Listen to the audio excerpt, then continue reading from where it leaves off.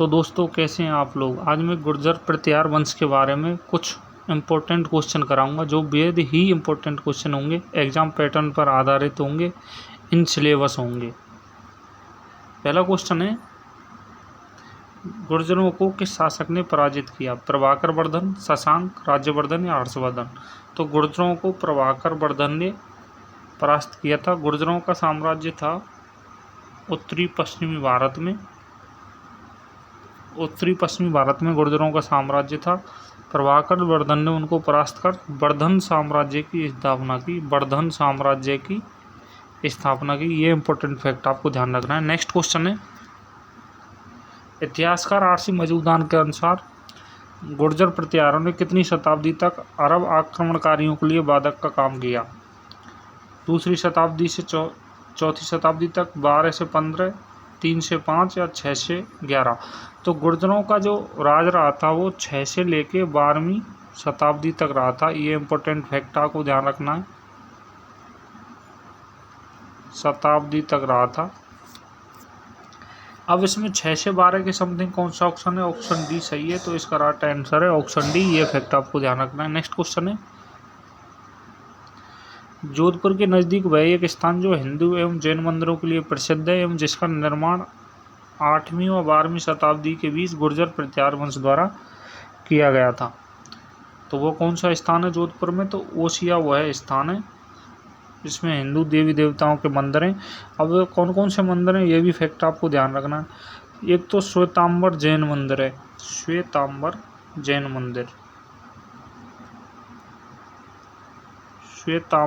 मंदिर, और दूसरा है सच्चिका माता का मंदिर।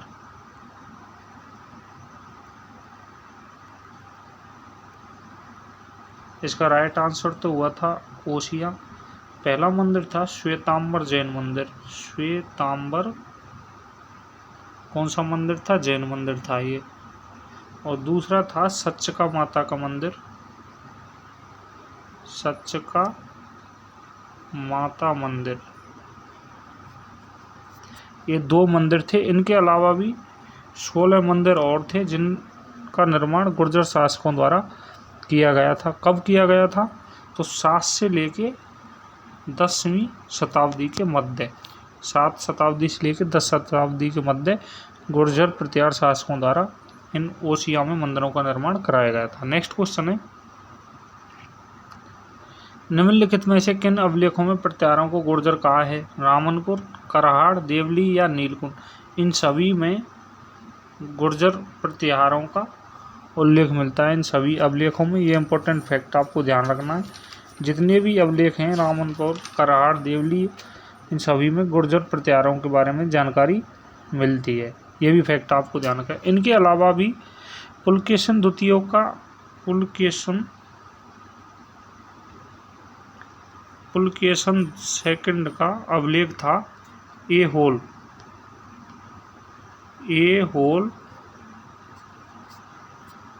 उसमें भी गुर्जरों के बारे में, गुर्जर जाति के बारे में जानकारी मिलती है। ये इंपॉर्टेंट फैक्ट आपको ध्यान रखना है। नेक्स्ट क्वेश्चन है, प्रतिहार एवं पाल शासकों पर अपनी विजय की खुशी में द्रौपदी ने गंगा में यमुना के चिन्हों को सम्मिलित किया। चंदेल कुल चिन्ह में, चोल कुल चिन्ह में, राष्ट्र कुल चिन्ह में या पाल कुल चिन्ह में? किन चिन्हों में द्रौपदी ने सम्मिलित किया था? तो ये इंपॉर्टेंट फैक्ट आपको ध्यान रखना है। ये किया था द्रौपदी ने राष्ट्रकूट कुल चिन्ह में। ये इसका राइट आंसर है। नेक्स्ट क्वेश्चन है, राजस्थान में प्रतिहार वंश के संस्थापक हरिश्चंद्र की राजधानी क्या थी? जो प्रतिहार वंश का संस्थापक था हरिश्चंद्र, उसकी राजधानी क्या थी? तो उसकी राजधानी थी दोस्तों भीनमाल। अब इसमें कुछ इंपॉर्टेंट फैक्ट है जो आपको ध्यान रखने हैं। सबसे पहला है, भीनमाल का प्राचीन नाम क्या है? तो भीनमाल का प्राचीन नाम है श्रीमाल। पहले तो ये फैक्ट है, सबसे पहले तो भीनमाल का प्राचीन नाम श्रीमाल है। अब ये हरिश्चंद्र था, इसका उपनाम क्या था? किस नाम से जाने जाते थे? तो रोहिलिद्धि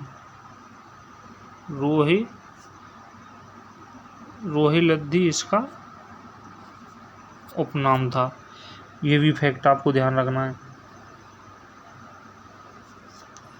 नेक्स्ट क्वेश्चन है, गुर्जरों को किस शासक ने पराजित किया? प्रभाकर वर्धन। प्रीवियस क्वेश्चन में भी आ चुका था ये। मंडोर के प्रतिहार शासकों में निम्नलिखित में से कौन सा व्याकरण, तर्कशास्त्र, ज्योतिष, कला, काव्य रचना एक से अधिक भाषाओं में प्रतिष्ठित कवि के रूप में स्वीकार गया था? कौन सा मंडोर का ऐसा शासक था जो सभी ज्योतिष, कला, तर्कशास्त्र सभी में निपुण था? तो वो कौन सा था दोस्तों? वो था कक। ये फैक्ट आपको ध्यान रखना है, कक था वो। नेक्स्ट क्वेश्चन है, गुर्जर प्रतिहारों की राजधानी कौन सी थी? तो गुर्जर प्रतिहारों की राजधानी थी पीलोमोलो भीनमाल। अब गुर्जरों को क्या कहा जाता था? गुर्जरों को क्या कहा जाता था? तो गुर्जरों को कहा जाता था कुचीलो। कुचीलो।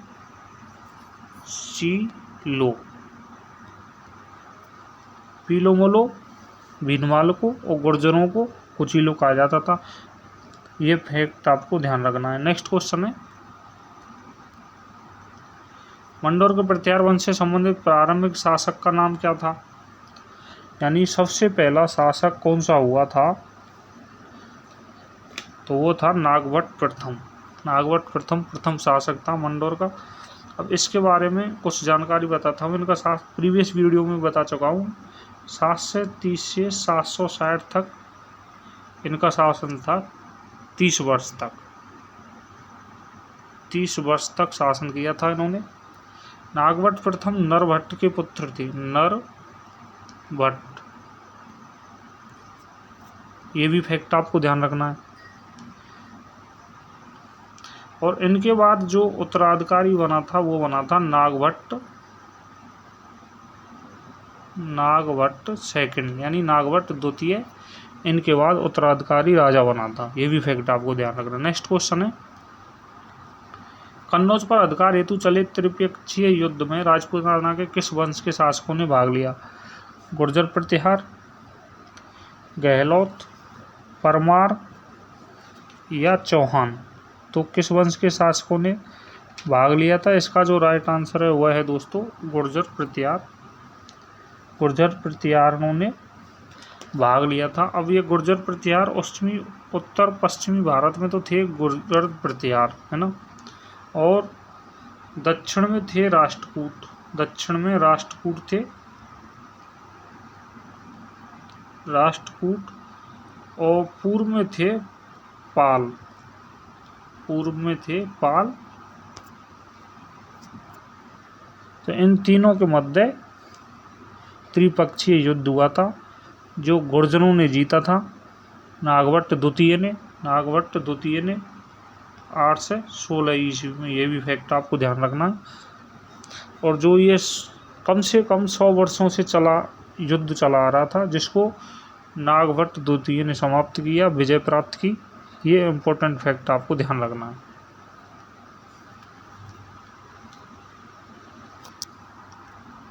नेक्स्ट क्वेश्चन है, ओसिया में महावीर स्वामी को समर्पित जैन मंदिर का निर्माण किस राजा के काल में हुआ?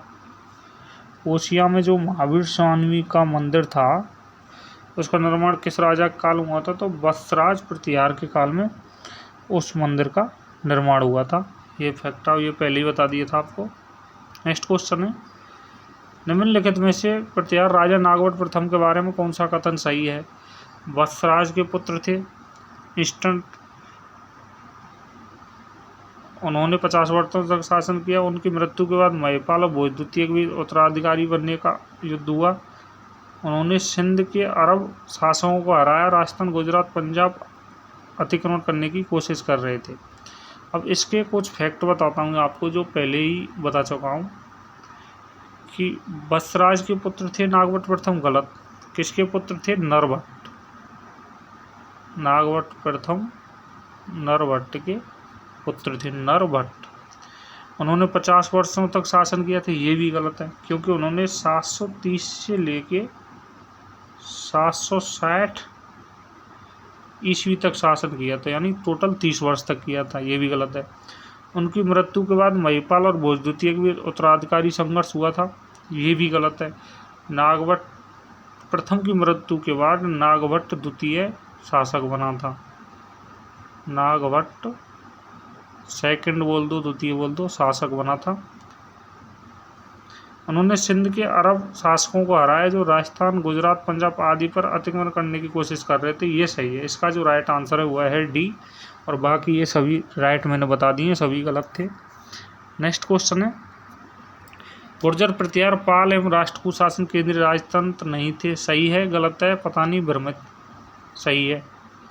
उत्तरी पश्चिमी भारत में तो थे गुर्जर, पूर्व में थे पाल और दक्षिण में थे राष्ट्रकूट। तो ये केंद्रीय राजतंत्र था, वो पूर्व पश्चिम उत्तर दक्षिण हो गया। नेक्स्ट क्वेश्चन है, प्रतिहार शासक जिसने परम भट्टारक महाराधिराज परमेश्वर की उपाधि धारण की थी वह कौन सा प्रतिहार शासक था? वत्सराज, महेंद्रपाल, भैरवोज या नागभट्ट द्वितीय? तो वो था नागभट्ट द्वितीय। नागभट्ट द्वितीय था वो, जिसमें परम भट्टारक यानी यहाँ से लेके और यहाँ तक ये एक ही पूरी नाम है उपाधि का, धारण की थी। नागभट्ट द्वितीय था। अब इनके शासनकाल जो प्रीवियस वीडियो में बता चुका हूँ क्या था, 795 से लेके 833 ईस्वी तक रहा था, यानी 38 साल के समथिंग रहा था इनका शासनकाल। ये भी फैक्ट आपको ध्यान रखना है। इनके बारे में कुछ इम्पोर्टेंट तथ्य और हैं। ये तो हो गया इसका राइट आंसर। इम्पोर्टेंट फैक्ट क्या है कि जो नागभट्ट द्वितीय था इनका शासनकाल 795 से 833 तक ईस्वी तक रहा था। ये नागभट्ट प्रथम के बाद उत्तराधिकारी बने थे, यानी राजा बने थे। ये भी फैक्ट आपको ध्यान रखना है। इन्होंने कन्नौज को जीतकर अपनी राजधानी बनाया था। कन्नौज को अपनी राजधानी बनाया था। कन्नौज को राजधानी बनाया था इसने। और बाकी मंदौर से मेड़ता से जालौर किसने बनाया था? नागभट्ट प्रथम ने। मंदौर से मेड़ता से जालौर को अपनी राजधानी किसने बनाया था? नागभट्ट प्रथम था वो। ये द्वितीय के आगे प्रथम और लगा देना, द्वितीय नहीं लगाना। नागभट्ट प्रथम था, उसने इनको राजधानी बनाया था, नागभट्ट प्रथम ने। ये भी फैक्ट आपको ध्यान रखना है। अब नागभट्ट द्वितीय के बारे में कुछ और इम्पोर्टेंट तथ्य हैं, वो भी बताता हूँ आपको। इसने जो ये उपाधि धारण की थी वो किस राजा को हराकर की थी? बंगाल का राजा था धर्मपाल, यानी धर्मपाल को हराकर ये उपाधि धारण की थी। परम भट्टारक महाराज परमेश्वर की इतनी बड़ी उपाधि धारण की थी। अब इसकी जानकारी कहाँ मिलती है? कोई बोल देगा सब फेक है यार, झूठ बोल रहे हैं, कहीं नहीं की थी, ये नहीं की थी, वो नहीं की थी। तो 815 ईस्वी का अवलेख है एक, उसका नाम क्या है? बुचकला अवलेख। उसमें इसकी जानकारी मिलती है। कोई बोले कि ये झूठ बोल रहा है, तो उसमें इसकी जानकारी मिलती है। अब नागभट्ट प्रथम का एक ग्रंथ था, उस ग्रंथ का क्या नाम है? नागभट्ट द्वितीय का ग्रंथ था, उस ग्रंथ का क्या नाम है? उस ग्रंथ का नाम है, जिगड़ी का ग्रंथ था, उस ग्रंथ का नाम है बलि प्रबंध।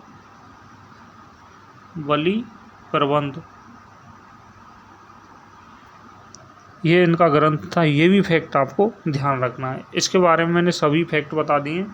अब एक फैक्ट बताया था कि इसने कन्नौज को अपनी राजधानी बनाया था। कन्नौज इसने तो बनाया था, कन्नौज को।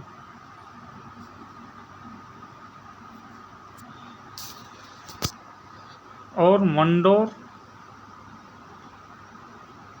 मेड़ता और जालौर,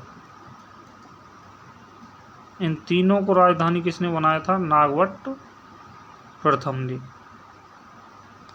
नागभट्ट फर्स्ट ने। ये इंपॉर्टेंट फैक्ट आपको ध्यान रखना। नेक्स्ट क्वेश्चन है, निम्नांकित में से किस विदेशी यात्री ने गुर्जर प्रतिहार राजवंश की सैन्य शक्ति एवं समृद्धि का वर्णन किया है। कौन सा विदेशी यात्री था जिनने गुर्जरों की सैन्य शक्ति के बारे में जानकारी दी थी? अब्दुल रज्जाक, अलबरूनी, सुलेमान या मार्को पोलो? वो था सुलेमान ने सैन्य शक्ति और समृद्धि के बारे में प्रत्यारों की जानकारी दी थी। ये इंपॉर्टेंट फैक्ट आपको ध्यान रखना है। नेक्स्ट क्वेश्चन है, आदि वराह की उपाधि किस राजपूत शासक ने धारण की थी? आदि वराह की उपाधि किस राजपूत शासक ने धारण की थी? परमार भोज, पृथ्वीराज चौहान, विग्रह चतुर्थ या मेहर भोज? आदि वराह की उपाधि धारण की थी दोस्तों मेहर भोज ने। ये मेहर भोज ने, ये सम्राट मेहर भोज हैं। प्रीवियस वीडियो में भी मैंने आपको बताया था, ये सम्राट मेहर भोज हैं जिन्होंने आदि वराह की उपाधि धारण की थी। ये इंपॉर्टेंट फैक्ट आपको ध्यान रखना है। अब इनका शासनकाल पूछ लिया आपसे कि मेहर भोज का शासनकाल क्या था। सम्राट मेहर भोज का, गुर्जर सम्राट मेहर भोज का शासनकाल क्या था? तो शासनकाल था 795 ईस्वी से 833 ईस्वी तक। इनका 836 से 885। ये तो था जिगड़ी का, नागभट्ट द्वितीय का, नागभट्ट द्वितीय का था ये तो। 795 से 833। और सम्राट मेहर भोज गुर्जर का कितना था? तो इनका था 836 से लेके 885 ईस्वी। दिल्ली हाईकोर्ट ने इसी ईस्वी को देखते हुए ऑर्डर दिया था कि ये गुर्जर था, ना कि राजपूत ठाकुर जो भी है, गुर्जर सम्राट था ये। अब इनके बारे में इन्होंने कौन कौन सी उपाधि धारण की थी? इन्होंने उपाधि धारण की थी पहली तो भोज प्रथम की। मेहर भोज ने उपाधि धारण की थी भोज प्रथम की पहली उपाधि धारण की थी। दूसरी कौन सी थी? आदि वराह बता दिया था, आदि वराह।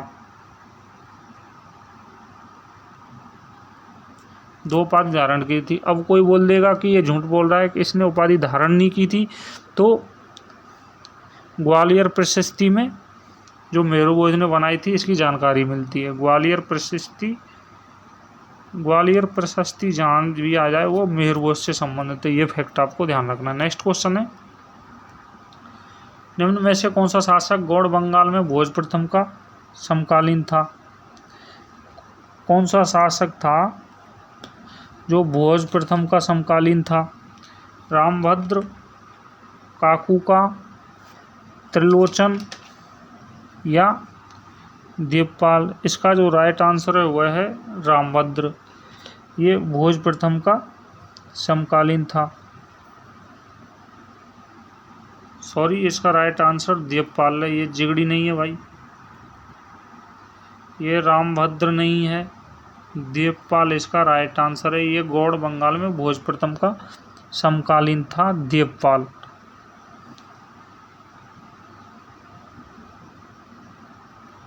ये इंपॉर्टेंट फैक्ट आपको ध्यान रखना है।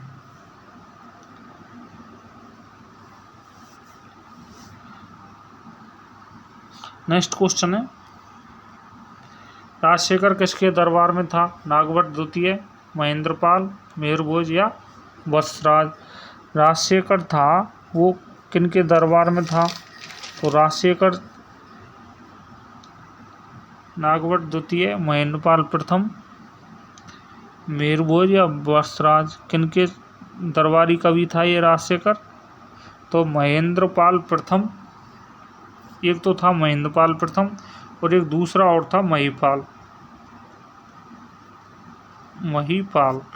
तो इनका दरबारी कवि था ये इंपॉर्टेंट फैक्ट आपको ध्यान रखना है। महेंद्रपाल और महिपाल का दरबारी कवि था राजशेखर। नेक्स्ट क्वेश्चन है, अब सम्राट मेहर भोज, ये मेहर भोज नहीं, ये सम्राट मेहर भोज है, गुर्जर सम्राट। मेहर भोज के ग्रंथ कौन कौन से हैं? योग्य सूत्रवृत्ति है, विद्या विनोद, भोज चंपू, शब्दानुशासन, श्रृंगार मंजरी, कृत्य कल्पत्रु, राजमृडाड, प्राकृत व्याकरण, आयुर्वेद सर्वस्व, श्रृंगार प्रकाश, पूर्व शतक, युक्ति कल्पत्रु, सरस्वती कंठाभरण, राज कार्तिक और सिद्धांत संग्रह। ये मेहर भोज के इतने ग्रंथ थे, अपने जीवन में इतने ग्रंथ लिखे इसने, ग्रंथों का ही काम किया था सम्राट मेहर भोज जी ने। अब इसमें क्वेश्चन कैसे आएंगे कि कोई 3 दे देगा, जैसे ये 3 दे दिए, एक और कोई दे दिया कि कौन सा मेहर भोज से संबंधित नहीं है। अब ये 15 होंगे कम से कम, 10-15, तो 10-15 क्वेश्चन बन गए इस छोटे से क्वेश्चन में। नेक्स्ट क्वेश्चन है, राजशेखर किन का दरबारी कवि था? तो महेंद्रपाल प्रथम और महिपाल का दरबारी कवि था। ये इंपॉर्टेंट फैक्ट आपको ध्यान रखना। अब ये राजशेखर के ग्रंथ कौन कौन से हैं? इसने भी ग्रंथ लिखे थे, कर्पूर मंजरी, काव्य मीमांसा, विद्वशाल वंश का, हरिविलास, भुवन कोश, बाल रामायण, बाल भारत, ये इनके ग्रंथ थे। अब विद्वशाल वंशिका में महेंद्रपाल को क्या कहा था इसने, राजशेखर ने? रघुकुल तिलक, रघुकुल तिलक कहा था। कर्पूर मंजरी में क्या कहा था महेंद्रपाल को? महाराष्ट्र चूड़ामणि। और बाल भारत में क्या कहा था? रघु ग्रामणी। ये कहा था महेंद्रपाल को, महेंद्रपाल को, ठीक है। इन सभी में, इन तीनों में महेंद्रपाल को कहा था। और बाल भारत में महिपाल को क्या कहा था राजशेखर ने? रघुवंश मुक्तामणि। ये भी फैक्ट आपको ध्यान रखना है।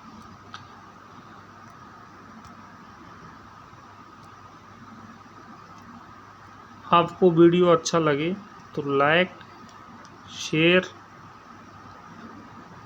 सब्सक्राइब ज़रूर करना और सपोर्ट करना। धन्यवाद दोस्तों।